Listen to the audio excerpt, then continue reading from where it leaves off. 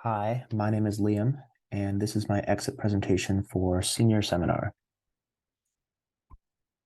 I will start with the reflection and ranking of the 3-credit CS courses I took at Virginia Tech during my 3.5 years here. These rankings are based on how useful I found the class. I will not be ranking 1-credit CS classes or any of the required curriculum in other subjects such as math. I will talk about these classes in the order that I took them. These rankings are based on my personal experience. It should be noted that other students likely have different opinions based on what professors they had, the course modality, etc. I've created a tier list to rank the courses. Courses in green are core CS courses required for all CS majors. Courses in blue are electives. My technical elective was cryptography, which is not ranked here because it's a math course.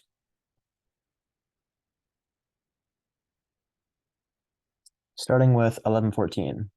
This is the only CS course I took freshman year. I found this course generally useful and a good refresher on introductory programming since I had taken the AP equivalent in high school. In addition to taking this course, I was also an undergraduate TA for 1114 for 2 semesters. Since spring of 2020, when I took the course, the curriculum was changed. Had I taken the course with a new curriculum, I probably would have ranked it in the C tier. I believe the quantity of work required for students is too high. The combination of weekly programming assignments, weekly lab assignments, and weekly reading assignments with embedded coding questions exceeds the amount of work to be expected from a 3-credit course, in my opinion. I think the amount of work should be scaled back slightly, or the course should count as 4 credits rather than 3.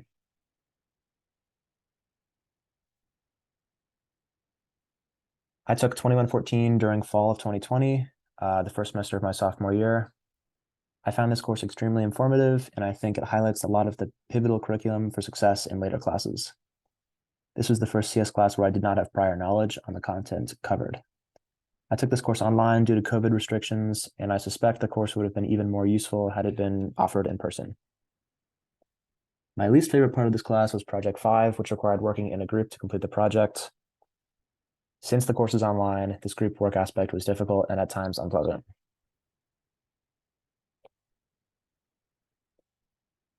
I took 2104 during spring of 2021. I found this course somewhat useful. However, I feel the quantity of topics covered made it difficult to gain a deep understanding in any one of them. I think if I had taken this course in person, it would have been a bit better though. 2505. I took this course during spring of 2021 as well. This class was one of the most difficult courses I took. This was contributed to in part by the online modality. This is the first class where we use the programming language C, which was completely unfamiliar to me at the time.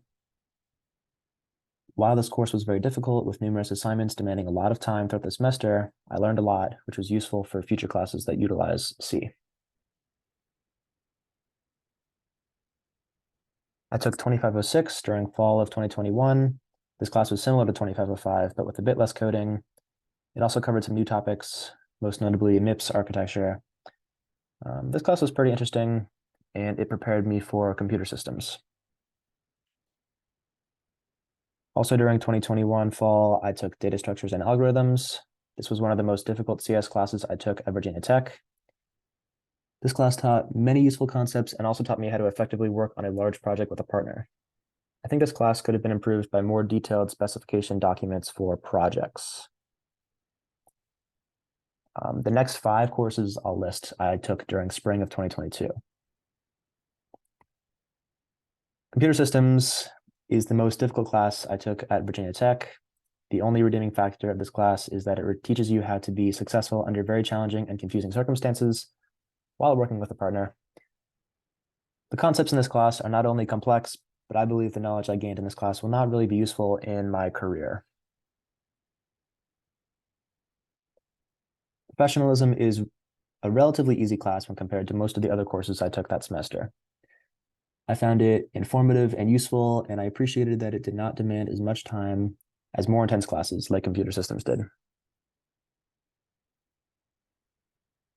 Intermediate software design was one of the most boring classes I took at Virginia Tech. The content was not presented in a way that was very easy to absorb, with a lecturer usually reading off the slides for 75 minutes each class.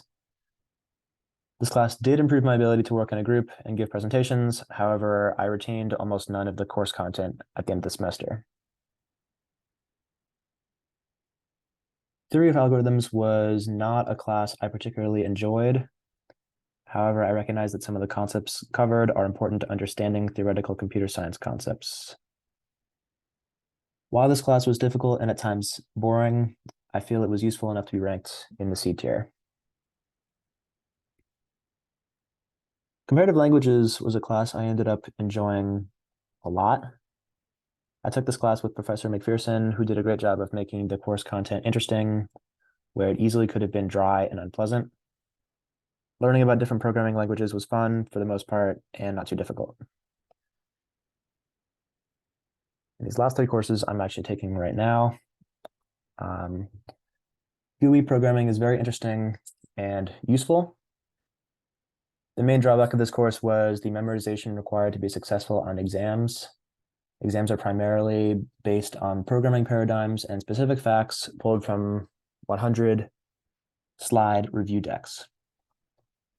While I did not agree with the exam format, I feel I learned a lot with the programming homeworks and projects. Quantum computing is a new course that was offered this semester. I found it extremely interesting and well taught. Even though this class is very difficult, I would recommend it to any CS student looking for a 4,000 level elective. The software engineering capstone taught by Professor Rich Charles was the best course I took at Virginia Tech. Students work in a group to develop a full stack application for a real client. Putting the skills and concepts I learned during my previous coursework to use was rewarding and helped me apply my knowledge to something that resembled software engineering at the industry level. Any student interested in software engineering should take this course with Professor Charles if it is offered to them. Moving on to advice to my younger self. If I could go back and take my courses again, I would not wait to start my CS courses until the spring of my freshman year. When I started college, I was afraid of the difficulty of my required coursework. I didn't want to take too many CS classes at once. Looking back, I definitely could have handled it, and I might have been able to graduate a bit earlier. Additionally, I didn't utilize help from TAs earlier in my college career. If I had asked for help in some of my earlier classes, I could have saved time and gained a better understanding of the concepts that I was stuck on. Finally, one thing I wish I'd done more of was make connections with professors. While I did get to know a few, I feel I could have done more to get to know professors and potentially find additional research opportunities. In terms of ways I would change the CS department, I wouldn't do much that isn't already being done. I believe the most important issue in the CS department right now is the lack of available classes and professors to teach the growing number of students. I personally haven't had any issues getting the classes I wanted, but I have multiple friends who didn't get the courses they needed to take the capstone they wanted. I believe students should be able to take whatever capstone they are most interested in and not be held back by limited course offerings. Next steps.